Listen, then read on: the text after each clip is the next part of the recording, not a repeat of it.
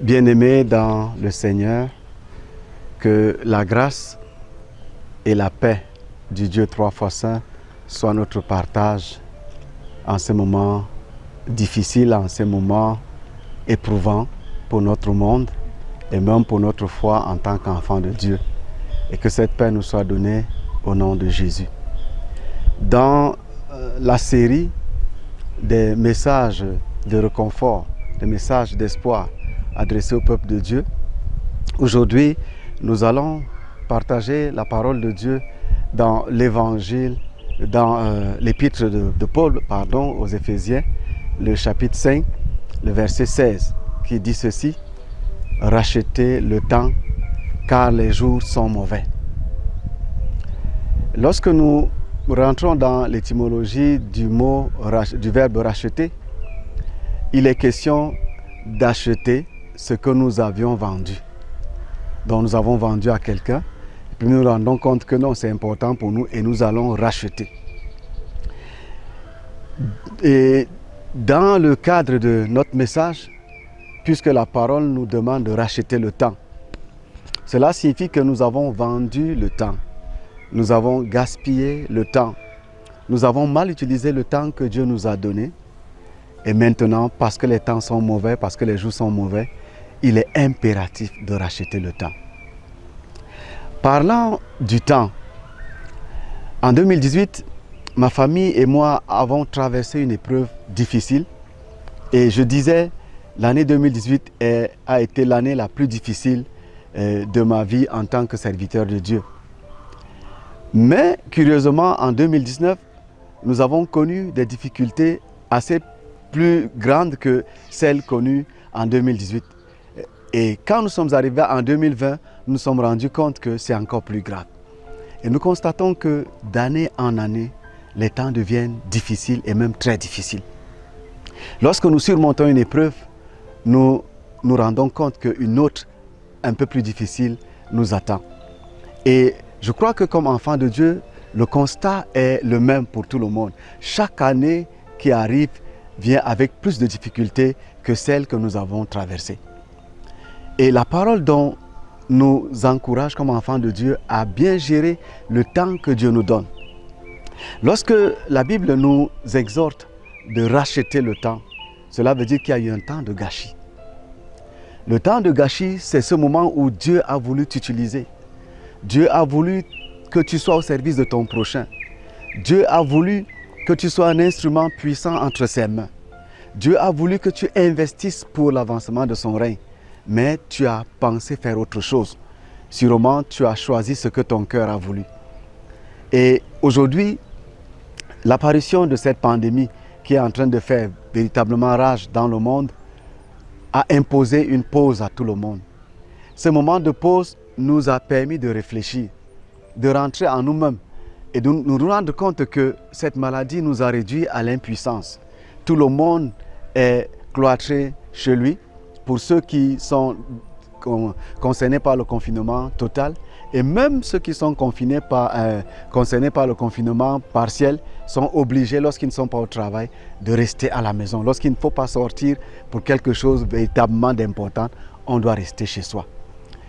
On ne peut plus organiser des grandes campagnes d'évangélisation. On ne peut plus organiser des grandes rencontres de prière regroupant tout le monde. Nous ne pouvons plus avoir ces rencontres qui nous permettaient de nous édifier mutuellement. Et souvent, cela nous amène à nous asseoir et à nous rendre compte que nous avions eu la possibilité de faire des choses pour Dieu. Nous avons eu la possibilité de faire des grandes choses que Dieu avait mises dans notre cœur. Nous sentions à un moment la flamme qu'il fallait le faire et nous avons étouffé cette flamme. Et maintenant, nous n'avons plus la possibilité de faire quoi que ce soit. Cela nous rappelle la parole de Jésus dans l'évangile selon Jean au chapitre 9, le verset 4, où il disait « Je dois faire pendant qu'il est jour les œuvres de celui qui m'a envoyé, parce que la nuit vient où personne ne peut travailler. » Est-ce que cette parole de Jésus ne nous concerne-t-elle pas aujourd'hui? Est-ce que cette nuit qui s'est imposée de manière brutale à nous ne nous empêche-t-elle pas de faire des choses que nous avons prévues? Ne nous empêche-t-elle pas de réaliser même les ambitions que nous avions dans notre cœur pour notre Dieu? nous nous rendons compte que nous ne sommes pas maîtres du temps. Et que lorsque Dieu nous demande de faire quelque chose, nous n'avons pas à le remettre à demain. Un adage ne dit-il pas que qui remet à demain trouve malheur en chemin?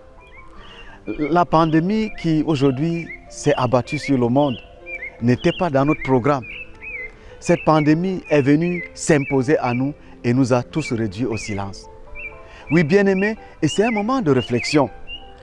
Et c'est même un moment qui nous permet de nous poser la question, et si Dieu nous rappelait de cette manière, sans que nous ayons le temps de nous préparer, sans que nous ayons accompli l'œuvre pour laquelle il nous a créés, sans que nous puissions accomplir parfaitement la mission pour laquelle il nous a appelés. Qu'est-ce que nous aurions pu lui dire? Si ce silence était un silence définitif, qu'est-ce que tu aurais pu dire à Dieu? Comme enfant de Dieu, qu'est-ce que tu aurais pu dire à Dieu? Comme ancien d'église, est-ce que tu as véritablement été là auprès de ton pasteur pour l'aider à encadrer les brebis? Est-ce que tu as soutenu les actions d'évangélisation? Est-ce que tu as soutenu les actions d'édification pour le bon encadrement des brebis qui ont été confiées à votre charge? Comme serviteur de Dieu, comme pasteur, est-ce que tu as pris le temps de t'occuper de tes brebis? Est-ce que, en dehors du culte de dimanche, il y avait normalement les études bibliques, les rencontres de prière? Est-ce que les cellules d'études bibliques ont fonctionné comme il se fallait? Est-ce qu'il y a eu des rencontres de cure d'âme où tes fidèles qui avaient des problèmes pouvaient venir te voir? Ou alors tu n'avais jamais le temps ni pour les études bibliques, ni pour les rencontres de prière, ni même pour organiser les cellules de prière dans les quartiers. Moins encore le temps de visiter les fidèles et d'être attentif à leurs besoins. C'est du temps que tu as gâché. Peut-être que ce temps-là, tu l'as utilisé avec des amis pour t'asseoir quelque part, pour boire. Tu n'avais que le dimanche pour prêcher et puis toute la semaine était à toi. Alors que Jésus a posé la question à Pierre, m'aimes-tu plus que tous tes frères? La question a été répétée 3 fois. Et il disait toujours à Pierre, si tu m'aimes, prends soin de mes brebis.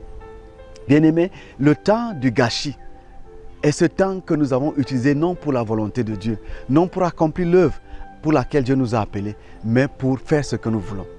Et nous nous rendons compte qu'aujourd'hui, si cette pause était une pause définitive, où Dieu devait nous rappeler à lui, qu'est-ce que nous devions lui dire? Cela nous rappelle la parabole des talents. Et dans cette parabole, la partie qui nous intéresse, c'est celle de celui à qui le maître a donné un seul talent. Et qui a trouvé que le maître était exigeant, il était dur, et que pour lui, il fallait creuser la terre et enfouir le talent. Pourtant, le maître avait besoin de voir produire, il voulait voir des résultats. Il voulait voir ces talents produire d'autres talents. Mais il n'en était pas ainsi. Et peut-être que toi et moi, nous sommes comme celui-là qui a enterré son talent, qui a plutôt utilisé le gâchis au lieu de fructifier le talent. Et nous ne pouvons pas fructifier le talent si nous ne nous mettons pas au service du Seigneur. Et Dieu nous interpelle. Il t'interpelle. Ce moment de pause est un moment qui nous amène à réfléchir. Dieu a besoin de nous pour sauver le monde. Dieu a besoin de nous pour changer les choses. Dieu a besoin de nous pour amener la lumière là où les ténèbres se sont implantées. Dieu a besoin de nous pour amener la vérité là où le mensonge s'est installé. Mais est-ce qu'il va trouver quelqu'un de disponible? Est-ce que ce temps ne te permet-il pas de t'asseoir, de prendre du recul et de dire, Seigneur, j'ai gâché le temps, mais je voudrais racheter le temps. Et nous avons besoin que le Seigneur Jésus, lui qui nous a rachetés à un grand prix, qu'il nous soutienne et qu'il nous aide à y parvenir. Nous avions vendu notre vie au péché en ce temps-là. Et nous étions vendus au péché. Et il a fallu que Jésus vienne et qu'il nous rachète au prix de son sang, au prix de sa propre vie. Ton rachat et mon rachat ont coûté la vie de Jésus. Et Jésus a racheté notre vie pour que nous puissions être sauvés.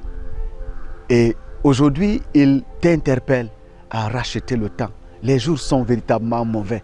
Et le Seigneur voudrait qu'au sortir de cette pandémie, que tu changes en tant qu'enfant de Dieu, ta façon de gérer le talent qu'il t'a donné. Que tu changes la manière de gérer le temps qu'il te donne. Parce que chaque minute est importante pour Dieu. Chaque minute est un moment où Dieu voudrait faire quelque chose dans la vie d'une personne au travers de son enfant que tu es. Seras-tu disponible? Est-ce que ce moment de pause qui t'a été imposé par cette pandémie du coronavirus ne peut-il pas être un moment de réflexion qui te permet de rentrer en toi-même et de prendre une ferme résolution pour qu'après, n'est-ce pas, cette pandémie, au sortir de cette pandémie, que ton engagement soit beaucoup plus positif, que cet engagement puisse porter de fruits pour la gloire de Dieu et pour le salut de toutes les âmes qu'il va conduire vers toi. Que tu sois enfant de Dieu, que tu sois ancien d'église, que tu sois serviteur de Dieu, c'est une interpellation. Le Seigneur nous interpelle à racheter le temps. Les jours sont mauvais. 2021 semble difficile. 2020 semble difficile. Peut-être que 2021 sera encore plus. Est-ce que nous pouvons nous y préparer dès maintenant pour que si un élément encore plus difficile ressort de l'année 2021, que nous ne soyons plus, n'est-ce pas, surpris, mais comme enfants de Dieu, que cette année nous y prépare.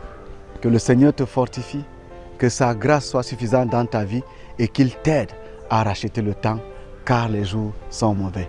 Sois béni au nom de Jésus. Amen.